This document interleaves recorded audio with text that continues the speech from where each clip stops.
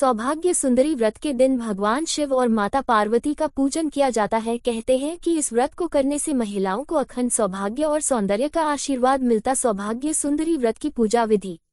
इस दिन भगवान शिव और देवी पार्वती की पूजा विभिन्न प्राचीन शास्त्रों में वर्णित विधि विधान से की जाती है। परिवार के सभी सदस्यों को सुबह स्नान के बाद एक साथ युगल की पूजा करनी चाहिए।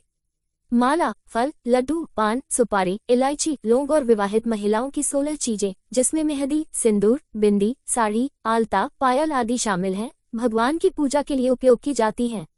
सौभाग्य सुंदरी व्रत की कथा।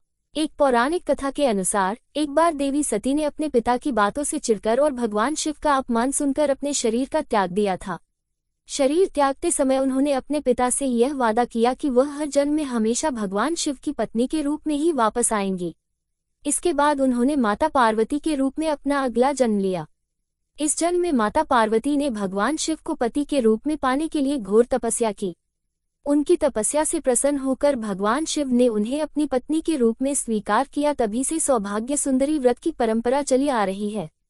सौभाग्य सुंदरी व्रत का महत्व। कहते हैं कि सौभाग्य सुंदरी व्रत करने से भगवान शिव और माता पार्वती प्रसन्न होते हैं और अखंड सौभाग्य का आशीर्वाद देते हैं। सुहागिन महिलाओं के लिए यह व्रत करवा चौथ के समान होता है और इस दिन वह 16 श्रृंगार करती हैं। यह व्रत अखंड सौभाग्य के साथ ही संतान की सुख समृद्धि और घर में खुशहाली के लिए भी रखा जाता है। मान्यता है कि इस व्रत को करने से जातकों को मंगल दोष से छुटकारा मिलता है और सौंदर्य की प्राप्ति होती है। सौभाग्य सुंदरी व्रत सुहागिन महिलाओं का त्योहार है। महिलाएं सुखी वैवाहिक जीवन और संतान सुख की प्राप्ति के लिए यह व्रत रखती हैं। इस व्रत को करने से विवाह और विवाह के बाद संतान प्राप्ति की कामना पूरी होती है। जो लोग विवाह में देरी या मांगलिक दोष के कारण विवाह से संबंधित परेशानियों से जूझ रहे हैं, उन्हें अशुभ ग्रहों और दोषों के प्रभाव को कम करने के लिए यह व्रत अवश्य रखना चाहिए।